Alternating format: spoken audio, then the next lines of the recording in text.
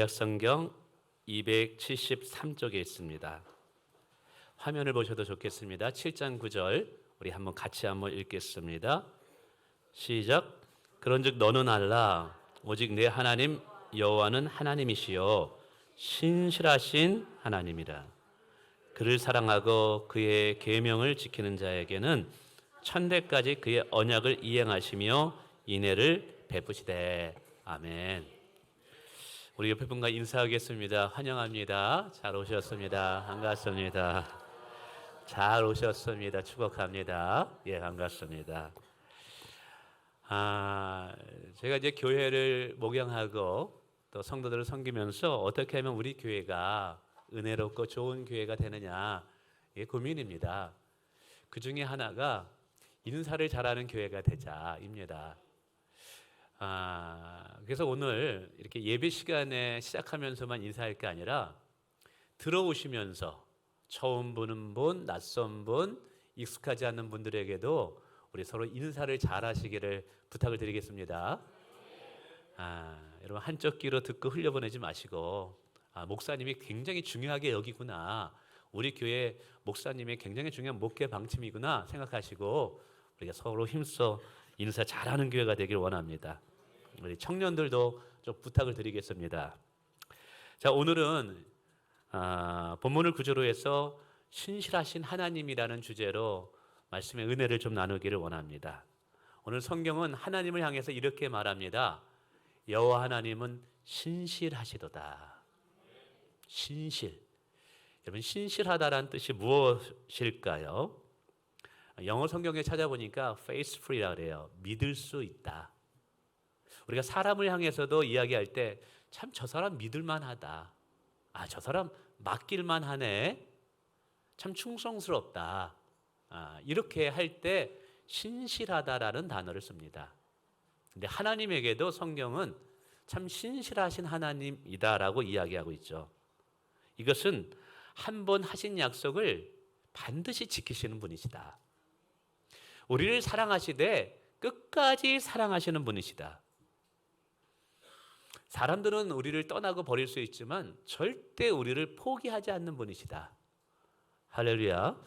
하나님은 이렇게 우리를 신실하게 인도하시고 신실하게 보호하시며 오늘도 함께 하신다라는 사실이죠.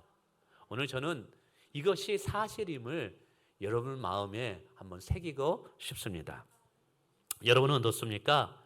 하나님께서 신실한 분임을 인정하며 살아가는지요? 하나님은 믿을 수 있는 분이야. 내 인생의 것을 맡길 만한 분이야. 참 좋으신 분이야.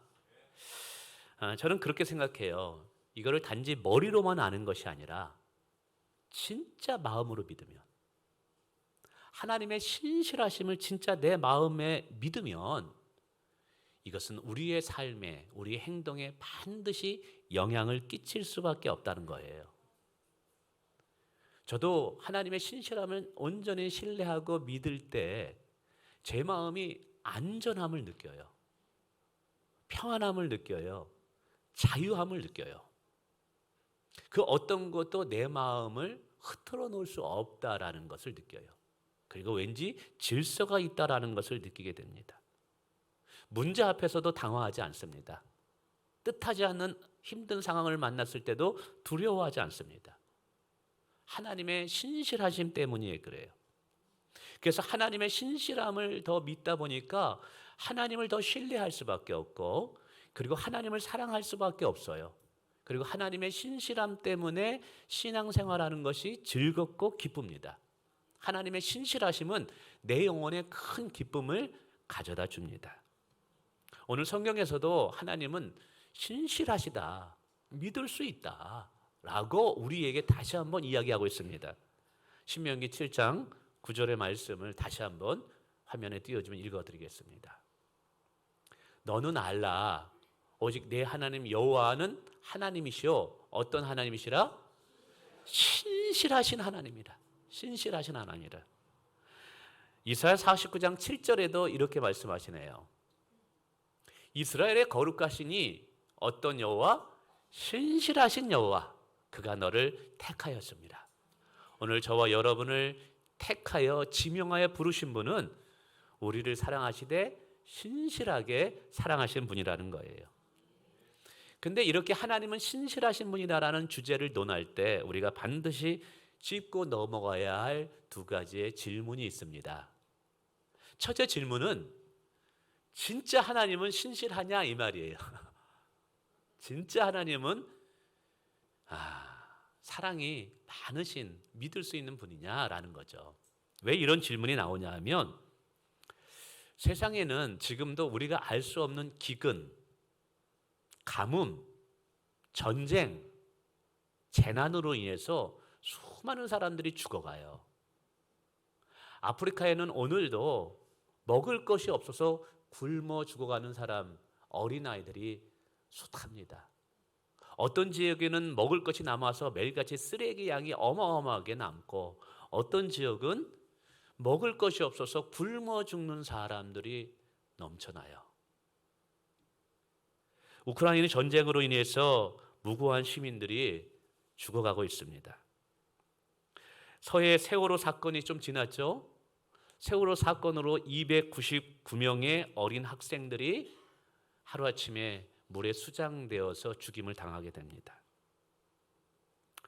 여러분 2020년 음주로 인해서 일어난 교통사고 건수가 몇 건인 줄 아십니까? 17,000건이에요. 그러니까 술 한잔 마시고 차를 몰고 가다가 사고를 냈어요. 아빠 잘 다녀오세요. 그래 학교 잘 갔다 와. 사랑하는 딸이 오늘 저녁에 오면 자기를 맞아줄 거라고 생각했는데 직장에서 전화 한 통 소리가 들립니다.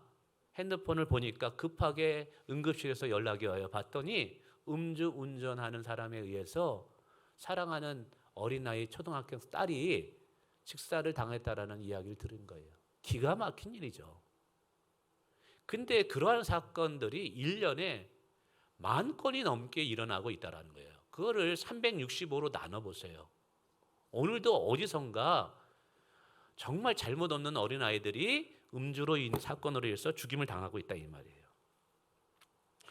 여러분 이런 사건을 접할 때 아니 이런 사고를 당한 가족 앞에서 하나님은 신실하시다라고 말하는 게 쉬울까요?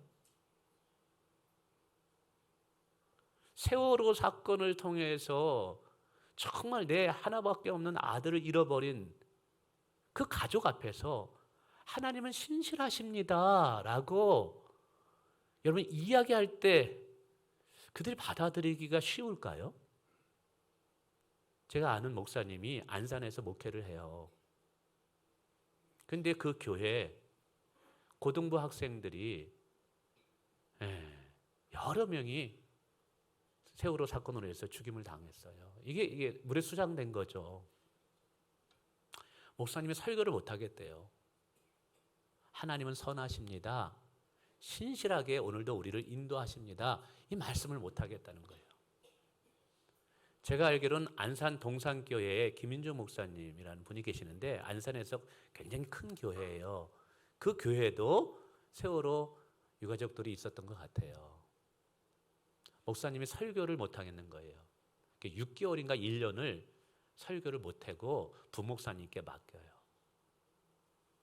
그 가족들에게 하나님은 신실하십니다. 이게 쉽지 않은 거예요. 분명히 저녁에 다시 만날 우리 사랑하는 딸이라고 했는데 음주 운전하는 사람에 의해서 벼랑간 죽임을 당했다는 이야기를 들었어요. 정말 땅이 무너지는 거죠. 하늘이 무너지는 거죠. 여러분 그러한 사람들 앞에 하나님은 신실하십니다 라고 여러분 설교할 수가 있다는 이게 고백한다라는 거 이야기해 준다라는 게 쉬운 것이 아니에요. 그래서 어떤 불신 철학자는 이렇게 말합니다. 그런 사건을 볼 때 과연 하나님이 살아계신가? 결국 두 가지로 대답할 수 있대요. 하나님은 안 계신다. 계신다면 그 수많은 사람이 전쟁에서 죽고 기근으로 죽고 가뭄으로 이렇게 죽어가겠어? 내버려 두지 않으실 텐데 하나님은 신실하신 분이라며. 하나님이 안 계셔. 혹 하나님이 계시다 할지라도 하나님은 신실하신 분이 아니야. 하나님은 선한 분이 아니야.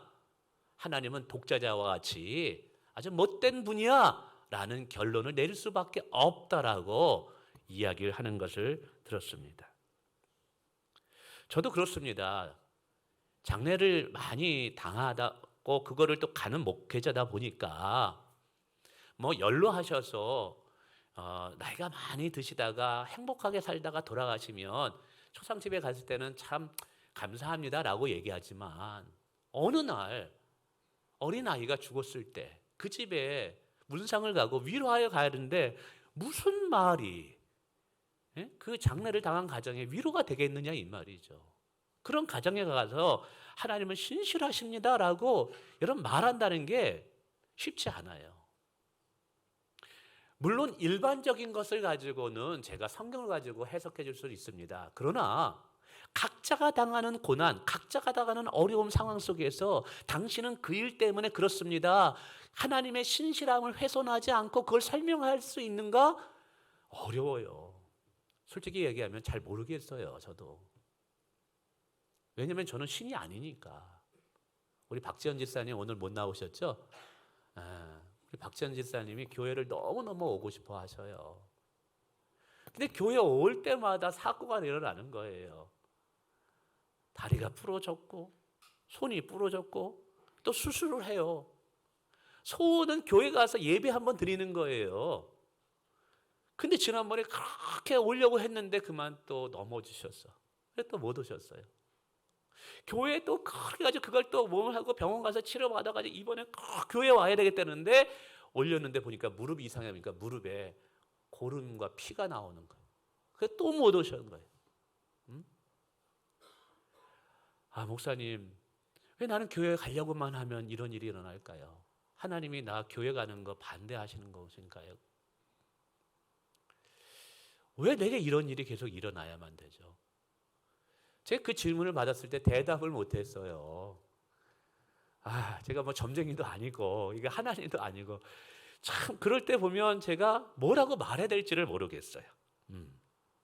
여러분 어떻게 하시겠습니까? 여러분이 그런 질문을 받는다면 여러분 뭐라고 대답해 주시겠어요? 일반적인 거 뭐 고난엔 뜻이 있고 뭐 여러 가지가 있다 그러죠. 그러나 그 사람이 당한 그 실제적인 그 사건 앞에서 우리가 함부로 이렇다라 저렇다라고 말을 하기가 쉽게 판단할 수는 없다라는 것이죠. 그럼에도 불구하고 오늘 성경은 하나님은 신실하시다고 말하니까 진짜 하나님은 신실한 분인가에 대해서 고민하지 않을 수 없다라는 것이죠. 그럼에도 불구하고 저는 이 시간에 어떤 역사적인 사건과 성경의 사건과 그리고 성경에 말씀하는 깨달음을 통해서 하나님의 신실하심에 대해서는 나름대로 추론해서 설명할 수는 있다라고 말씀드리고 싶어요. 이 역설적인 방법으로 좀 설명해 보는데 가령 지금 북한에는요 압제를 당하면서 신앙을 지키는 우리의 형제 자매들이 있습니다. 믿음을 지킨다는 이유만으로 아오지 탄광에 끌려가고요. 수용소에 끌려가서 인간으로 받을 수 없는 엄청난 참혹한 일을 당하면서 배고파서 굶어 죽는 믿음의 우리의 형제 자매들이 거기 있어요. 그들이 우리를 위해서 기도한다고 이야기하고 그들도 우리와 똑같은 예수 믿는 사람들이에요. 자, 그러면 하나님은 신실하지 않아서 그들을 그냥 내버려 두시고 건져주시지 않는 것일까요? 오늘도 죽어가는 형제 자매들이 있을 거예요. 자, 나만의 교회와 나만의 성도들은 신실함으로 사랑하고 저 북한에 있는 우리 형제 자매들은 하나님께서 신실하게 사랑하지 않는 것일까요? 그건 아닐 것 같아요. 일제시대 때 신앙의 절개를 지키다가 많은 목회자가 죽임을 당합니다. 그리고 기독교 민족 지도자들이 감옥에 갇히게 됩니다. 그게 105인 사건이라는 거예요. 105명이 다 기독교 민족 지도자들이에요. 일제가 이 기독교인들이 워낙 반대하니까 다 지도자들을 다 감옥에 이승만, 안창호, 조만식 다 민족 지도자들입니다. 목사님들 다 잡혀가지고 고문을 가합니다. 많은 사람이 감옥에서 죽어갑니다. 그리고 풀려났지만 여전히 감시를 당하면서 그의 후손들은 가난하게 살게 됩니다. 하나님의 신실함이 없기 때문에 하나님의 영적 지도자들 그대로 내버려 두신 것일까요? 복음의 영광을 위해서 아프리카에서 선교하러 나가는 젊은 선교사가 있었습니다. 자기의 뜻을 펼치지도 못하고 몇 년이 못해서 말라리아에 걸려서 죽임을 당합니다. 저희 누님이 지금 미국 밑에 쿠바 그 옆쪽에 보면 아이티라는 나라가 있습니다. 아마 TV에서 좀 들으셨을 거예요. 이게 갱단들이, 조폭들이 대통령을 죽이고 자기들이 정치를 하고 있어요. 왜냐하면 폭력, 난무하고요. 거기다가 지진과 기근이 있어가지고 굶어 죽고요. 얼마 전에는 또 폭동이 또 일어나가지고 이루 말할 수 없어요. 근데 저희 누님과 함께 옆에서 사역하는 여자 선교사님이 갱단들에게 잡혀가가지고요. 강간을 당하게 됐어요. 하나님의 영광을 위해서, 복음을 위해서 아이티라는 선교지에 갔으면 하나님이 지켜주셔야 되는 거 아니에요? 근데 거기서 그러한 참혹한 일을 당해요. 도대체 하나님의 신실하심은 어디 간 거예요? 성경에 보면 요셉이라는 청년이 있었습니다. 형님들의 시기심에 의해서 애굽으로 노예로 팔려가요.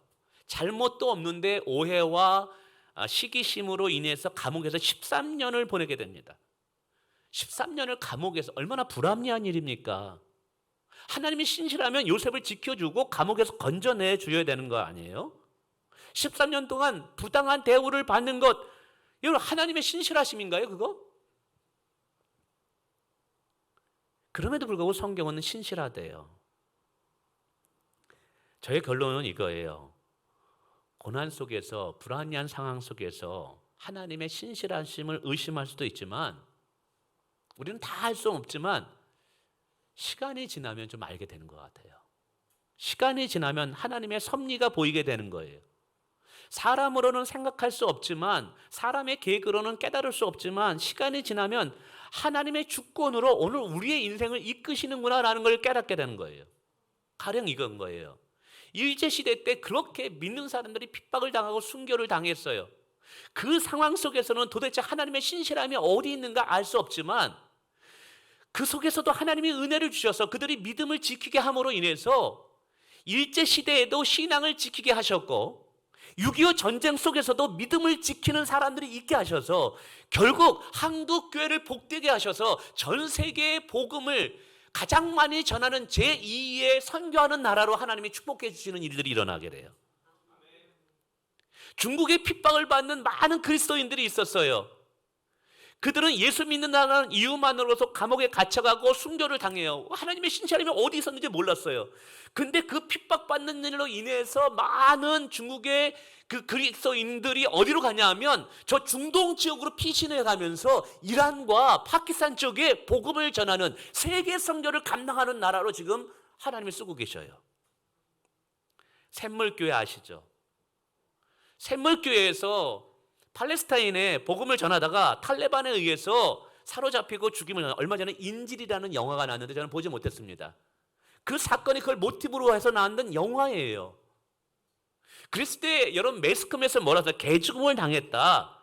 그래서 선교와 복음이 굉장히 위축되는 줄 알았어요. 선교는 끝나는 줄 알았어요. 그런데 그 일로 인해서 많은 젊은 그리스도의 청년들이 영적인 자극과 선교의 자극을 받아서 더 많은 사람들이 선교에 헌신하는 일들이 일어나게 돼요. 그럼 어떻게 이해할 수 있냐? 요셉이 부당한 대우를 받았어요. 애굽의 노예로 팔려갔어요. 하나님의 신실함이 없는 것 같아요. 그러나 애굽으로 팔려간 요셉 때문에 요셉은 애굽의 총리가 됐을 수 있었어요. 가뭄의 때에 그의 아버지와 그의 형제들을 먹여 살릴 수 있는, 그리고 더 축복하고 놀라운 은혜를 입는 자리에 나가게 돼요. 화가 복이 된 것이죠. 지금 극심한 고난을 당하는 분들, 하나님의 신실하심을 잘 받아들이기 어려운 분도 계실 거예요. 내 인생을 되돌아보면 망가졌거든요. 내 인생을 보니까 엉망진창이거든요. 내 뜻대로 된 게 하나도 없거든요. 그런데 하나님은 신실하시다라고 말할 수 있겠느냐? 근데 제가 이렇게 말씀드리고 싶어요. 그래도 성경은 하나님은 신실하신 분이십니다 라고 말하고 있다는 사실이에요. 그렇기 때문에 결코 그는 불의함으로 우리를 이끄실 수 없는 분이다. 시간이 지나면 좀 알게 될 것입니다. 저도 목회하면서 위기를 만날 때가 몇 번은 있었어요. 근데 뭐 성도들 때문에 위기가 아니라 저 개인적인 가정의 문제라 뭐 여러 가지 문제도 있죠. 그 중에 하나 예전에도 한번 말씀드린 적이 있었어요. 제 아내가 수년 전에 암에 걸린 거예요. 암 선고를 받아서 수술해야 된다고 말합니다. 근데 저희 어머님은 글쎄 또 침대에서 내려오다가 이게 넘어지셔가지고 고관절이 깨져버렸네요. 저희 어머님이 저희 가족과 같이 살았거든요. 부모님이 같이 살았어요. 거의 20년을 같이 계속 살았던 것이죠. 뭐 결혼하고 좀 지나서 6남매인데 저희 가정에서 이제 모셨습니다.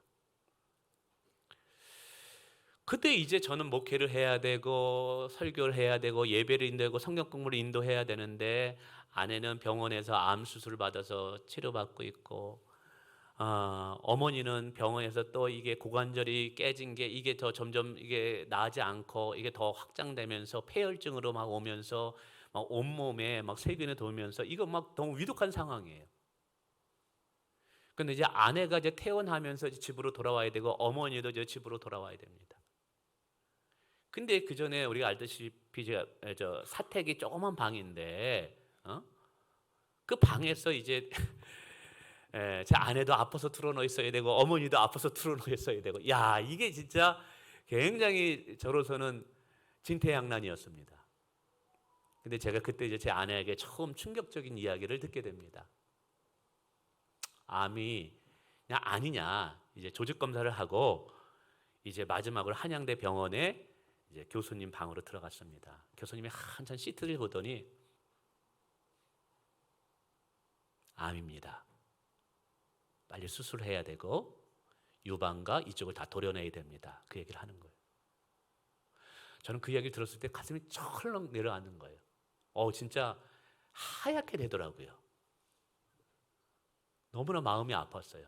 근데 제 아내는 의외로 덤덤하게 받아들이는 거예요. 그래서 나왔어요. 그래서 제가 너무 불안하기도 하고 걱정되기도 해가지고 괜찮아? 괜찮아? 물어봤어요. 괜찮아요? 제 아내가 암인 줄 알았대요. 어떻게 알았어? 어머니 모시는 게 너무 힘들었대요. 20년을 어머니 모시면서 하는 게 너무 힘들었다는 거예요. 근데 한 번도 그 얘기를 한 적이 없어요. 한 번도 힘들다라는 얘기를 저에게 내색한 적이 없어요. 속으로 골아 터졌던 거죠. 그때 비로소 그 얘기 쫙 하는데 제가 얼마나 눈물이 나는지. 한편으로는 좀 형님들이 좀 미웃기도 했어요. 아니 어머님들 모신다래고 우리 큰형님은 재산을 다 가져갔거든요. 시골에서 큰 산이 있었는데 골프장이 들어오면서 골프장을 산다고 해서 수십억 원 다 가져가면서 그러면서도 어머님은 못 모시겠다 그래가지고. 근데 나야 어머님을 모신 게 아니라 어머님하고 산 거죠. 뭐 아들은 어머님 안 모셔요. 며느리가 모시는 거지 아들은 안 모십니다. 여러분 남자분들 잘 아셔야 돼요. 같이 살면 여러분 절대로 아들은 안 모시는 거예요. 며느리가 모시는 거예요. 그렇죠? 예. 그런데 이제 아내도 집으로 와야 되고 어머님도 집으로 와야 되고 그러니까 이게 하나님 앞에 매일같이 저녁에 들어가가지고 신방하고 제자훈련하고 혼자 기도실에 들어가서 계속 울면서 하나님 나 어떻게 해야 됩니까? 아내를 선택하자니 어머님이 너무 불쌍하고 어머님을 선택하자니 아내가 이거 죽게 생겼고 하나님 이거 어떻게 해야 됩니까? 이거 그때 그래가지고 어머님을 잠깐 또 밑에다 내려놨더니 또 시골 가서 갔는데 일주일을 못 버티는 거예요. 큰형 집에. 그 둘째 못 버티는 거예요. 못 견디는 거예요. 이게 나 니들하고 나 죽든지 살려 니들하고 살겠다고 다시 오시는 거예요. 이제 근데 어머님 모시는데 힘들었대요. 며느리가 이 얘기를 또 못 하잖아요. 어머님한테. 그러니까 그냥 그래서 저는 중간 이제 다 야, 이때 누군가가 저에게 그럼에도 불구하고 하나님은 신실하십니까? 라고 질문한다면 저는 그때 아마 대답할 거예요. 그래도 하나님은 신실하십니다. 그래서 신실함의 문제는요, 진짜 고난당하고 이해할 수 없는 극단적인 상황 속에 있는 분들에게서 하나님은 신실하다는 고백은요, 어떤 상황에 대한 평가, 상황에 대한 이해 때문에 오는 것이 아니라 믿음으로 하는 고백이라는 거예요. 믿음 때문에 하나님은 신실하시다고 고백하는 거예요. 오늘도 하나님은 신실하십니다. 이 고백이 내 상황이 다 풀려졌기 때문에, 내 상황이 완전히 해결되었기 때문에 오늘 그 고백이 아니라, 이해될 수 없는 상황이라도, 여전히 고난 가운데 있다 할지라도 믿음으로 하나님을 향해서 고백하는 거예요. 하나님은 신실하십니다. 하나님은 선하십니다. 할렐루야. 그래서 하나님의 신실함에 대한 것은요, 믿음이 개입될 수밖에 없는 문제라는 거예요. 근데 놀라운 것은 그 신실함을 믿고 그분을 따를 때 하나님께서는 합력하여 선을 이루시더라고요. 결론적으로 이야기하면 어머님이 하나님의 부르심을 받았어요. 아내가 오기 전에.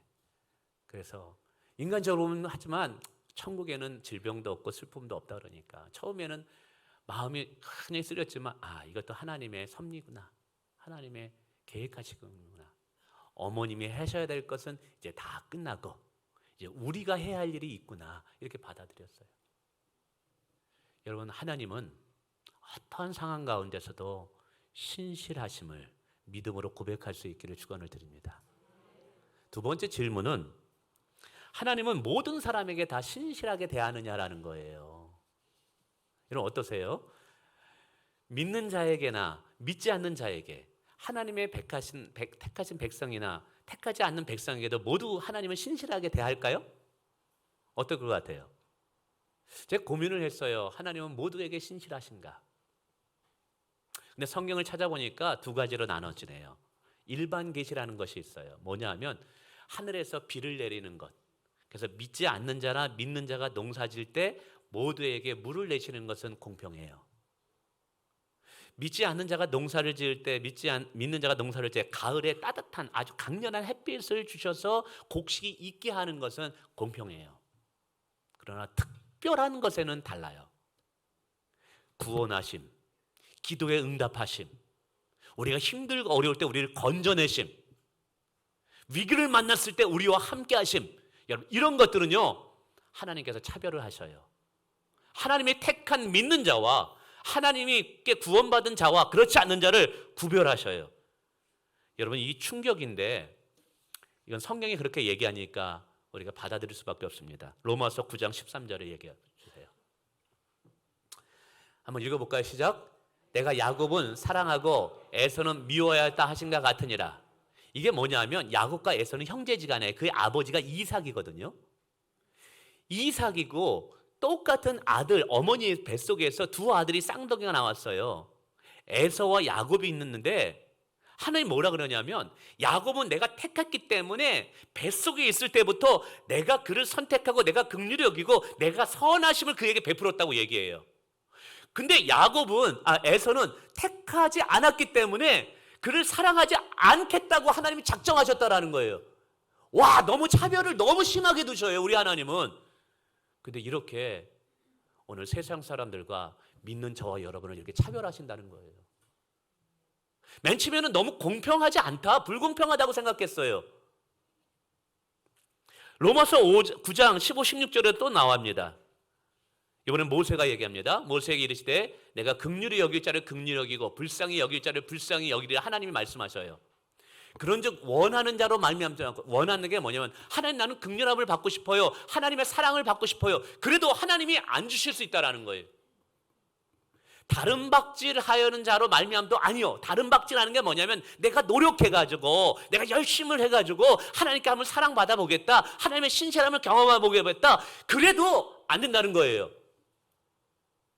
사람이 어떤 조건과 결정에 의해서 하나님의 사랑받는 것이 결정되는 것이 아니라 하나님의 주권적인 선택과 하나님의 어떻게 보면은 여러분을 선택하는 사랑에 의해서 하나님의 결정에 의해서 이게 결정하신다는 거예요. 오직 긍휼히 여기시는 하나님으로 말미암느니라 이렇게 얘기하고 있어요. 굉장히 불공평하죠, 하나님. 하나님 굉장히 차별 두시죠. 근데 제가 이거를 언제 깨달았냐면 제 아들이 원정서거든요. 옆집에 있는 이름 없는 아들이 있어요. 제가 똑같이 사랑할까요? 솔직히 얘기해 보세요. 또 다르게 사랑해요. 내 자식과 옆에 자식을 어떻게 똑같이 사랑해요? 하나님도 그런 거예요. 여기서 오늘 우리는 예수 믿는 것이 얼마나 큰 축복인가를 알아야 돼요. 우리가 교회 나와서 하나님의 자녀 된 것이 얼마나 큰 축복인가를 알아야 돼요.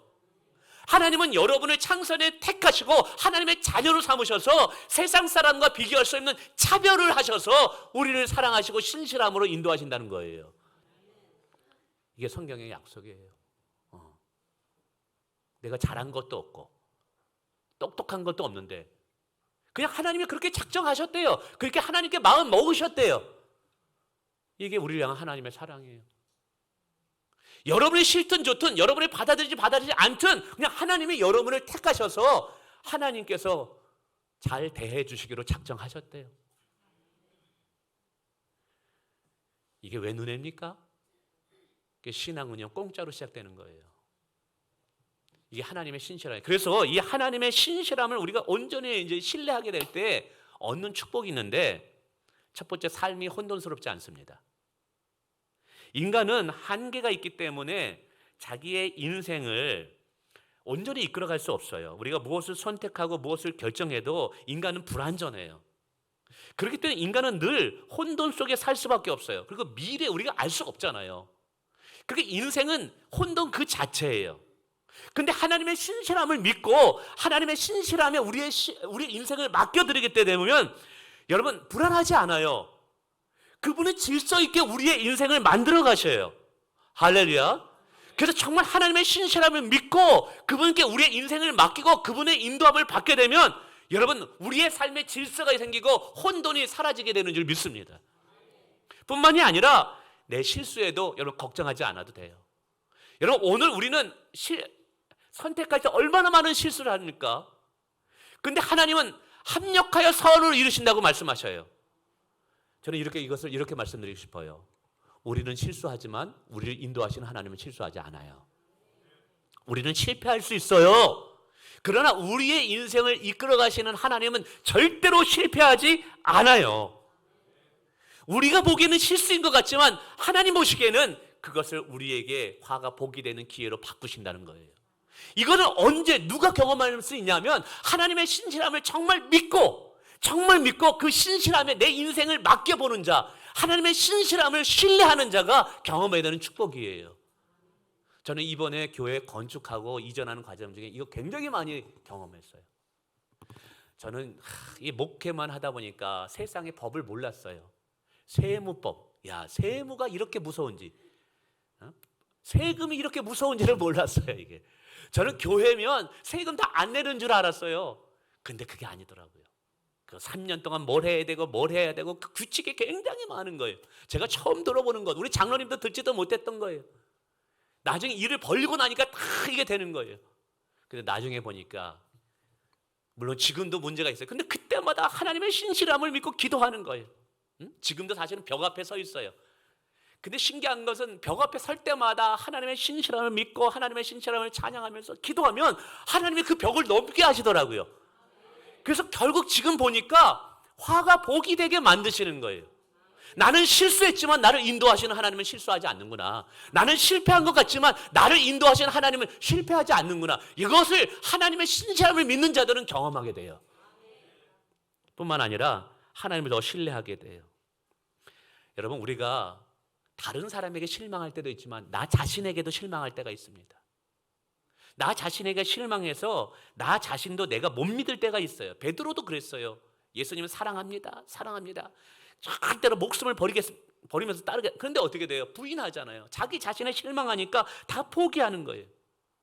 성도 여러분, 주변 사람도 나도 실망하여 나를 포기할 수 있어요. 심지어는 부모님도 나를 보면서 너 실망했다. 너 내 아들 아니야. 라고 말할 수도 있어요. 그러나 여러분 하나님은 우리를 향해서 실망하지 않으셔요. 이게 신실하심이라는 거예요. 사람은 사랑한다 사랑한다 그러면서 중간에 실망해서 사랑을 포기해요. 사랑을 끊어버려요. 그리고 이제 등져요. 그러나 하나님의 신실하심은요, 한 번 사랑하실 때 끝까지 사랑하시는 사랑이에요. 그래서 결코 우리를 버리지 않으신다 이 말이에요. 우리가 잘못하고 실수하다 할지라도 그것과 상관없이 우리를 끝까지 붙잡아 주시는 분이 하나님이에요. 이게 뭐냐면 하나님의 신실하심이에요. 말씀을 맺습니다. 여러분, 오늘 저는 여러분의 인생에 정말 질서 있고 불안하지 않고 평안하면서 복 있는 인생의 비결을 사는 것이 무엇일까 고민하면서 이 말씀을 준비했어요. 그게 뭔지 아세요? 나 자신을 신뢰하지 않고 하나님을 신뢰하는 거예요. 여전히 나만을 믿고 내 지혜와 능력을 믿고 아동바동 사시는 분이 계신가요? 그렇다면 그거 다 내려놓고 이번에 하나님의 신실함을 믿고 하나님을 신뢰해 보세요. 하나님의 신실함을 믿고 그분께 내 인생을 맡겨보세요. 내 자녀들의 문제를 맡겨보세요. 그분은 실수하지 않습니다. 그 축복이 오늘 저와 여러분 가운데 있기를 주님의 이름으로 축원을 드립니다.